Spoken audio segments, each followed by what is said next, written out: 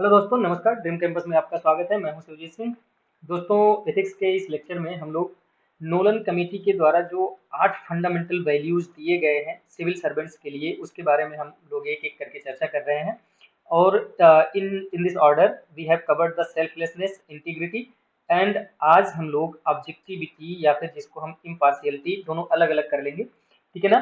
तो ऑब्जेक्टिविटी हम आज करने वाले हैं। यहाँ पे जो हम डिस्कस करेंगे, ऑब्जेक्टिविटी होती क्या है, इसका सिग्निफिकेंस क्या है, ठीक है, और अगर एब्सोल्यूट ऑब्जेक्टिविटी गवर्नेंस में होगी तो उससे नुकसान क्या क्या हो सकता है, और उसके साथ में ऑब्जेक्टिविटी को किसी भी सिविल सर्वेंट के अंदर हम कैसे इनकलकेट कर सकते हैं, इसके बारे में हम चर्चा करेंगे। बार बार आप लोग ये क्वेश्चन पूछ रहे हैं कि कब तक ये कंप्लीट हो जाएगा या फिर कितने अभी लेक्चर्स बाकी हैं। तो आप एक बार सिलेबस देख लीजिए और फिर हमारा लेक्चर देख लीजिए कि अभी हम कहाँ पहुँचे हैं और कितना बाकी है। तो मोटा मोटा बात ये है कि अभी सिलेबस काफ़ी कुछ बाकी है, तो अभी काफ़ी कुछ लेक्चर्स इसमें आने वाले हैं। ठीक है ना? तो अभी देखिए, जो बेसिक बात है ये कि अगर आपको पसंद आ रहा है तो लाइक करना बिल्कुल मत भूलिए। और जो अभी तक सब्सक्राइब नहीं किए हैं, जो कि 70% हमारे जो व्यूअर्स हैं वो नॉन सब्सक्राइबर हैं, तो प्लीज़ सब्सक्राइब करिए, इनकरेज करिए। और साथ में अगर आपको अच्छा लगता है ये पीडीएफ या वीडियो, तो आप बिल्कुल हेजिटेट मत करिए, अपने दोस्तों के साथ शेयर करिए ताकि उन लोगों को भी इसका फ़ायदा मिल सके। और जो लोग नहीं जानते हैं कि इसका पीडीएफ कहाँ पे मिलेगा, तो नीचे टेलीग्राम लिंक दिया गया है, वहाँ पे जाकर के आप ग्रुप ज्वाइन कर लीजिए। और वहाँ से जो अभी के पीडीएफ हैं और जो पहले के पीडीएफ हैं, सारे पीडीएफ आप एक साथ डाउनलोड करके पढ़ सकते हैं। अगली बात कि अगर आप थैंक्स बोलना चाहते हैं, क्योंकि ये टोटल फ्री ऑफ कॉस्ट है, सब कुछ कुछ भी इसमें पेड वेड का कोई चक्कर नहीं है, लेकिन फिर भी अगर आप थैंक्स बोलना चाहते हैं तो नीचे थैंक्स का बटन आपको दिख रहा होगा, वहाँ पे जाकर के क्लिक कर दीजिए और आप थैंक यू बोल सकते हैं। तो अभी तक हम जो 8 वैल्यूज हैं उसमें सेल्फलेसनेस, इंटीग्रिटी, ये दो चीज हम कर चुके हैं। सेल्फलेसनेस हो गया, उसके बाद इंटीग्रिटी हम लोग कर लिए हैं। नंबर है ऑब्जेक्टिविटी का। ठीक है ना दोस्तों? तो इसको जैसे हम हमेशा समझते हैं, पहले उसको हम समझ लें।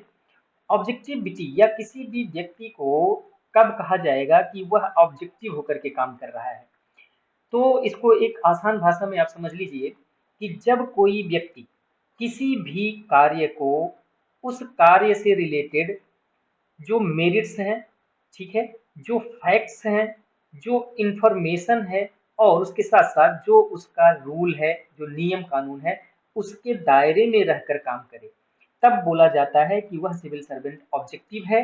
और उसकी जो कार्यशैली है वो ऑब्जेक्टिविटी है, जो उसका प्रोसेस है, जो उसका क्वालिटी है, वो ऑब्जेक्टिविटी है। आसान भाषा में सपोज दैट कि आप किसी पब्लिक ऑफिस में काम कर रहे हैं और आपको कोई काम करवाने के लिए, ऑफिस का कोई काम करवाने के लिए एक टेंडर निकालना है, एक निविदा निकालना है, जिसमें आप लोगों को इनवाइट कर रहे हैं कि देखो भैया, ऑफिस की तरफ से 5,000 रुपया आपको दिया जाएगा, या फिर आप बिड करवा सकते हैं कि हम 5,000 रुपया तक दे सकते हैं, इससे कम में कौन कर सकता है। इकोनॉमी भी एक पैरामीटर हो सकता है। दूसरा कि आपने अपने ऑफिस के काम के लिए जो स्टैंडर्ड सेट किया है, उस स्टैंडर्ड पे कौन कंपनी ऐसी है, कौन सा व्यक्ति ऐसा है जो आपके स्टैंडर्ड के अनुरूप आपको काम करके दे रही है। ठीक है ना? तो आपका स्टैंडर्ड और आपकी इकोनॉमी, ये दो मेरिट्स हैं इस काम के लिए। और अगर आप इन दो मेरिट्स पे काम कर रहे हैं तो माना जाएगा कि आप जो है ऑब्जेक्टिव हैं और आपके अंदर ऑब्जेक्टिविटी का क्वालिटी है। लेकिन आपने स्टैंडर्ड को थोड़ा सा असाइड किया, या फिर इकोनॉमी को आपने ध्यान में नहीं दिया, और थोड़ा सा किसी के प्रति बायस होकर के कि ये हमारे चाचा के, फूफा के, ननद के बेटे के बेटी हैं, तो इनको हम जो है ये टेंडर दे रहे हैं, क्यों? क्योंकि ये हमारे दूर के रिश्तेदार हैं। या फिर आप किसी अपने दोस्त को दे रहे हैं, हालांकि वो दोस्त भी 5,000 रुपीज में काम करेगा, लेकिन स्टैंडर्ड में कुछ कंप्रोमाइज कर सकता है, या फिर 5,000 में 5,000 से ज़्यादा उसको लग सकता है। अगर आपका रिलेटिव है या कोई भी है, अगर वो भी आपको इकोनॉमिक काम और स्टैंडर्ड पे काम दे रहा है, तब आप अगर उसको टेंडर दे रहे हैं तब कोई दिक्कत नहीं है। लेकिन जब आप अपने स्टैंडर्ड और इकोनॉमी को कंप्रोमाइज करके आप किसी रिलेटिव या दोस्त को आप टेंडर दे दिए, तो इसका मतलब ये है कि आपका प्रोसेस ऑब्जेक्टिव नहीं था। उम्मीद है कि आपको समझ में आ गया होगा कि ऑब्जेक्टिविटी का मतलब क्या होता है।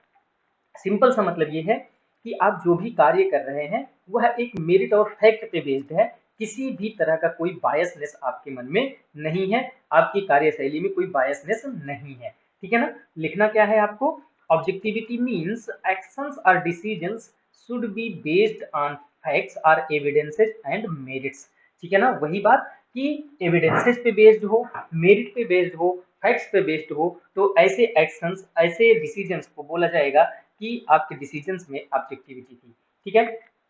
Actions should not be influenced by emotions, मतलब भाई परिवारवाद नहीं होना चाहिए, biasness, personal prejudices and opinion, आपका अपना मानना क्या है वो भी मैटर नहीं करता है, मैटर सिर्फ करता है स्टैंडर्ड और जो आपका इकोनॉमी है। आपका जो प्रीजुडाइसेस है या फिर यूं कह लीजिए कि जो आपका सेल्फ इंटरेस्ट है वह भी वहां रास्ते में नहीं आना चाहिए, right. To make civil servant accountable and transparent, objectivity is needed। अगर किसी भी व्यक्ति को, जैसे बोलते हैं ना कि क्वेश्चन पूछेगा कि ऑब्जेक्टिविटी का सिविल सर्वेंट्स के लिए क्या इंपॉर्टेंस है, तो आप एक इंपॉर्टेंस ये भी डाल सकते हैं कि अगर हम किसी भी सिविल सर्वेंट को अकाउंटेबल और ट्रांसपेरेंट बनाना चाहते हैं तो उसका ऑब्जेक्टिव होना बहुत ज़्यादा जरूरी है, ठीक है। कैसे ये इंश्योर किया जा सकता है, civil servants should function based on some written rules, regulations, laws so as to eliminate or at least reduce the discretion। मतलब ये कि कोई भी सिविल सर्वेंट कैसे ऑब्जेक्टिव होकर के काम कर सकता है, तो उसके लिए एक रिटन रूल्स होना चाहिए, रेगुलेशन होना चाहिए, कानून होना चाहिए, ताकि उसका जो डिस्क्रिशन है, मतलब कि खुद का जो डिसीजन लेने का पावर है वह कम से कम हो। मतलब ये कि अगर उसका डिसीजन लेने का पावर कम होगा तो वह अपनी मनमानी कम करेगा, राइट। तो उम्मीद है कि यह भी समझ में आ गया होगा कि कैसे हम किसी सिविल सर्वेंट के अंदर ऑब्जेक्टिविटी को इनकलकेट कर सकते हैं। अब अगर हम बात करें दोस्तों, यही से प्रश्न आता है कि significance of objectivity in governance, या फिर यहाँ पे गवर्नेंस सीधा शब्द देगा या फिर यहाँ पे सिविल सर्वेंट डाल देगा, ठीक है, तो सिविल सर्विसेज डाल देगा। तो सिविल सर्विसेज में ऑब्जेक्टिविटी का क्या महत्व है, या फिर इस तरह से कह सकते हैं, जिस तरह से भी क्वेश्चन पूछा जा सकता है कि ऑब्जेक्टिविटी का गुड गवर्नेंस, ऑब्जेक्टिविटी क्या करता है, किस चीज में हेल्प करता है, helps in taking right decision in case of ethical moral dilemmas। जहाँ पे आपको लगता है कि यह इथिकल या मोरल डायलेमा का केस है, तो वहां पे टोटली आप मेरिट बेस्ड काम करिए, जो आपके पास एविडेंसेस हैं उसके उस पे बेस्ड काम करिए, या फिर जो आपके पास फैक्ट्स है, जो इन्फॉर्मेशन है, जो रूल कहती है, जो लॉ कहता है, उसके अकॉर्डिंग काम करिए, तो आप बहुत ही आसानी से इथिकल और मोरल डायलेमा से बाहर आ जाएंगे। It helps to maintain impartiality and fairness. Impartiality क्या होता है, अगला लेक्चर है उसमें हम समझेंगे। बस खाली यहाँ पे आप इस तरह से समझ लीजिए कि ऑब्जेक्टिविटी और इम्पार्शियलिटी में बहुत ज्यादा अंतर नहीं है। इम्पार्शियलिटी का भी मतलब वही होता है कि आप किसी भी तरह का भेदभाव ना करें जब भी आप अपना ऑफिशियल ड्यूटी कर रहे हों। उसके बाद prevents injustice in governance. Obviously कि अगर कोई व्यक्ति है, फॉर एग्जाम्पल कोई ऐसा कमीशन है जो कि बहुत ज़्यादा बदनाम हो रहा हो कि यहाँ पे घूस चलता है, घूस लेकर के यहाँ पे सिलेक्शन होता है, ठीक है ना। तो जिसका सिलेक्शन नहीं हुआ भाई, मेरिटोरियस वो भी हो सकता है, हम दावा नहीं कर रहे हैं, लेकिन जिसका सिलेक्शन नहीं हो रहा है, क्या पता अगर सब कुछ फेयर होता, जस्टिस होता, तो जो नॉन सेलेक्टेड है वो क्या पता सेलेक्टेड हो जाता। और इस तरह से अगर अनफेयर काम करके किसी को सेलेक्ट किया गया और उसकी क्वालिटी नहीं है, मतलब वो एलिजिबल नहीं है, तो आने वाले समय में उसका कैस्केडिंग इफेक्ट देखने को मिल सकता है। वह एक तो इनजस्टिस करके सेलेक्ट हुआ, आने वाले समय में भी वह पब्लिक जो इंटरेस्ट है उसके लिए काम नहीं करेगा, वो सेल्फ इंटरेस्ट के लिए काम करेगा। तो गवर्नेंस में जस्टिस को इंश्योर करने के लिए भी ऑब्जेक्टिविटी की जरूरत है। इनहैंस प्रोफेशनलिज्म, ऑब्वियसली आप अगर रूल के अनुसार, लॉ के अनुसार, रेगुलेशंस के अनुसार काम कर रहे हैं तो आपका प्रोफेशनलिज्म और भी बेहतर होगा। इंक्रीज रिसोर्स यूटिलाइजेशन इफिशियंसी, इसको समझाने की बहुत ज़्यादा ज़रूरत नहीं है। अगर आप मेरिट बेस्ड काम किए हैं तो आपका जो 5000 में काम होना चाहिए था उस हो सकता है कि वो 4000 में ही काम हुआ हो, ठीक है, हो जाए। या फिर बहुत ज़्यादा रिसोर्स, जहाँ पे अननेसेसरीली रिसोर्स खर्च हो रहे हैं, अगर आप ऑब्जेक्टिवली काम करेंगे तो कम रिसोर्स में ज़्यादा काम कर पाएंगे।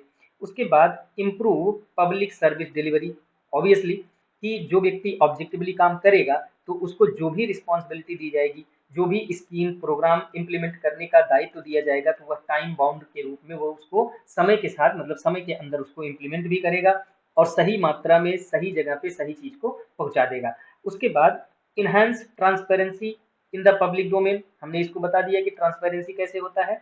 It also helps to overcome biases, favouritism and helps in management of the conflict of interest.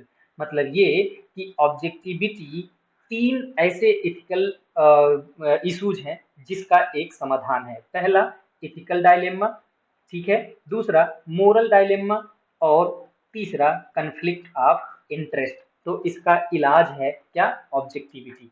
हमको उम्मीद है कि आपको यहाँ तक के पॉइंट्स समझ में आ गए होंगे और ये भी आप अच्छी तरह से समझ गए होंगे कि आंसर क्या लिखना है, आंसर की फॉर्मेटिंग किस तरह से करनी है, राइट। लेकिन अगर आप एब्सोल्यूट ऑब्जेक्टिविटी को इम्प्लाई कर रहे हैं, इम्प्लीमेंट कर रहे हैं, मतलब आप पूरी तरह से ऑब्जेक्टिव होकर काम कर रहे हैं, तो वो भी जो है गवर्नेंस के लिए, गुड गवर्नेंस के लिए अच्छी बात नहीं है। क्यों? क्योंकि it limits the flexibility in decision making. मतलब ये कि देखिए, जब भी आप पब्लिक ऑफिस में काम करते हैं तो आपके सामने बहुत सारे ऐसे सिचुएशंस आएंगे जहां पे आप रूल्स और रेगुलेशंस को ध्यान में रखेंगे जरूर, लेकिन उससे ज्यादा महत्व की बात ये हो जाती है जो लार्ज पब्लिक है उसका इंटरेस्ट किस चीज में है। और अगर इस सिचुएशन में जो पब्लिक सर्वेंट है वो पूरी तरह से ऑब्जेक्टिविटी पे काम करेगा, उसके अंदर कोई फ्लेक्सिबिलिटी नहीं होगी डिसीजन लेने की, तो जहां पे लोगों की भलाई करनी चाहिए वहां पे वह उस लोगों का जो है दिक्कत पैदा करके चला आएगा। ठीक है। दूसरा, hindrance to efficiency delivery of the public services. बहुत बार ऐसी सिचुएशंस, ऐसी स्थिति आएगी जहां पे आपको, अगर आप रूल रेगुलेशन से चलेंगे तो बहुत ज्यादा डिले हो जाता है, या फिर कोई ऐसा प्रोग्राम, कोई ऐसा स्कीम है जिसको लोगों तक पहुंचाना जरूरी है, लेकिन रूल्स रेगुलेशन के चक्कर में, रेड टेपिज्म के चक्कर में वह वहीं पे रुक जाता है। तो एब्सोल्यूट ऑब्जेक्टिविटी भी गवर्नेंस के लिए अच्छी बात नहीं है। उसके साथ decrease administrative capacity to deal with the extraordinary situations. ऐसी सिचुएशंस आ गई जहां पे रूल रेगुलेशन स्पष्ट रूप से लिखा नहीं गया है, या फिर रूल रेगुलेशन अवेलेबल ही नहीं है, या फिर कोई ऐसी गाइडलाइंस नहीं है, ठीक है ना। तो ऐसे सिचुएशन में अगर आप प्योरली ऑब्जेक्टिविटी के अकॉर्डिंग काम करेंगे तो ऐसा माना जाएगा कि वहीं पे वो काम रोक दो भाई। क्यों? क्योंकि वहां उसके लिए कोई रूल, कोई लॉ कुछ अभी अवेलेबल नहीं है, तो जब रूल कानून कोई बनेगा तब हम इस काम को करेंगे। तो ऐसे में जो एडमिनिस्ट्रेटिव कैपेसिटी है वो क्या हो जाएगी? कम हो जाएगी। उसके बाद eliminate administrative space for adjustment. मतलब ये कभी कभी ऐसा होता है कि जो पब्लिक ऑफिसर होता है वो कुछ ऐसे बाईपास निकालता है जिससे लोगों की भलाई होती है। मतलब ये कि मान लीजिए कोई रूल, कोई रेगुलेशन इतना हार्ड है कि जो बहुत पुअर पीपल है उसको वो एक्सेस ही नहीं कर पा रहा है, ठीक है ना। तो जो पब्लिक ऑफिसर होता है वो कभी कभी क्या करता है कि जो वो एक अपना नियम बना देता है कि चलो ठीक है, जो बीपीएल के लोग हैं या फिर जिनका इनकम इतना है, इससे कम है, उनके लिए ये वाला रास्ता है, इस रास्ते से जा करके वो अपना काम कर सकते हैं। तो ये जो एक एडजस्टमेंट का स्पेस है, अगर टोटली आप ऑब्जेक्टिविटी पे काम करेंगे तो सबके लिए नियम कानून बराबर है। तो ऐसे में क्या होता है कि जो मतलब जो सक्षम है वो आसानी से एक्सेस कर लेता है गवर्नमेंट सर्विसेज को, लेकिन जिसके पास पैसे नहीं है, जिसके पास साधन नहीं है, जिसके पास नॉलेज नहीं है, जिसके पास इंफॉर्मेशन नहीं है, जानकारी नहीं है, तो वो क्या करता है, वो जो सरकारी सर्विसेज हैं, जो स्कीम प्रोग्राम्स हैं, उसका लाभ नहीं ले पाता है, ठीक है ना। तो ये भी एक इशू है। उसके बाद decrease the efficiency of delegated decision. मतलब ये डेलीगेटेड डिसीजन का मतलब, सॉरी, डेलीगेटेड लेजिस्लेशन का मतलब ये हुआ, सपोज दैट कि कोई जो एक सेंट्रल अथॉरिटी है, मान लीजिए सपोज दैट कोई सेंट्रल अथॉरिटी ने कोई रूल रेगुलेशन बनाया, कोई कानून लेके आई, और वो है जो डिस्ट्रिक्ट कलेक्टर है या फिर एसडीएम है, उनके ऊपर वो छोड़ा कि आपको इसको इम्प्लीमेंट करवाना है। लेकिन अगर जो नियम कानून लिखे गए हैं, चूंकि इतना बड़ा देश है, हर जगह पे सेम सिचुएशन नहीं होगी, ठीक है ना। अगर इस कंडीशन में जो यहाँ का एसडीएम है उसको या फिर डीएम है उसको अगर थोड़ी बहुत फ्लेक्सिबिलिटी नहीं होगी, थोड़ा बहुत वो उसमें चेंजेस नहीं कर पाएगा, तो ऐसे में जो उसका इफिशियंसी है वो खतरे में आ जाएगी, वह उस स्कीम को लागू नहीं कर पाएगा या फिर जो सर्विस है वो डिलीवर नहीं कर पाएगा। उसके बाद policy paralysis, delays, inaction, inability to take policy decision by the government or its various departments and agencies which run the country and the economy। Simple सी बात है कि कोई पॉलिसी अगर बनाई जा रही है तो उसके भी नियम कानून है, या फिर कोई पॉलिसी लागू करना है तो उसके भी नियम कानून पीछे बनाए गए हैं कि कैसे लागू करना है, किस किस के लिए है, कब तक लागू करना है, और किसी को अगर कोई शिकायत होती है तो वो कैसे उसको सॉल्व करेगा। तो अगर पूरी तरह से ऑब्जेक्टिव रहेंगे आप तो पॉलिसी पैरालिसिस की एक संभावना सामने आ सकती है। तो सिंपल सी बात यह है कि ऑब्जेक्टिविटी क्या होती है, मेरिट और फैक्ट बेस पे काम करना, ठीक। और ऑब्जेक्टिविटी का फायदा क्या है, गुड गवर्नेंस, सिंपल बात में बाकी सब पॉइंट्स जो हम लोगों ने डिस्कस किया वो। लेकिन अगर यह पूछा जाए कि क्या एब्सोल्यूट ऑब्जेक्टिविटी गवर्नेंस में होनी चाहिए, तो बिल्कुल नहीं होनी चाहिए। क्यों? क्योंकि उसके ये सब सारे नेगेटिव हैं, नेगेटिव चीजें हैं जिससे जो है गुड गवर्नेंस में हिंड्रेंस आएगा, इफेक्टिव गवर्नेंस नहीं हो पाएगा, राइट। तो उम्मीद है कि इतना आपको समझ में आ गया होगा। कंक्लूजन में आपको क्या लिखना है, although objectivity is must in governance for maintaining accountability, transparency, neutrality and probity in governance। probity in governance हमारा नेक्स्ट टॉपिक है, सिक्स टॉपिक, तो उसमें हम लोग इसको करेंगे, ठीक है ना। तो ये इन सब चीजों को मेंटेन करने के लिए प्रोबेबिलिटी का होना जरूरी है। लेकिन अगला भी पॉइंट आपको लिखना है, careful deliberation and analysis of situation in public interest and an enlightened objectivity rather than absolute objectivity is more appropriate to add fairness and cater to the needs of the changing social paradigms। मतलब ये objectivity जरूरी है लेकिन absolute objectivity बिल्कुल जरूरी नहीं है, ठीक। तो ये इस तरह से आपको कंक्लूड करना है और इस तरह से आपका आंसर लिखना है। अगला जो हमारा टॉपिक है इम्पार्शियलिटी है, जैसा कि हमने पहले ही बताया था, तो अगले लेक्चर में हम इम्पार्शियलिटी के बारे में पढ़ेंगे। आज हम यहीं पे इसको वाइंड अप कर रहे हैं। अगर आपको कोई भी क्वेरी है, कोई क्वेश्चन है, कोई डिमांड है, कोई दिक्कत परेशानी है, तो आप या तो डायरेक्टली हमको कमेंट में मैसेज कर दीजिए या फिर हमको टेलीग्राम ग्रुप पे जाकर के टेक्स्ट कर दीजिए, आपका पूरा सहायता किया जाएगा। Thanks for watching, all the best.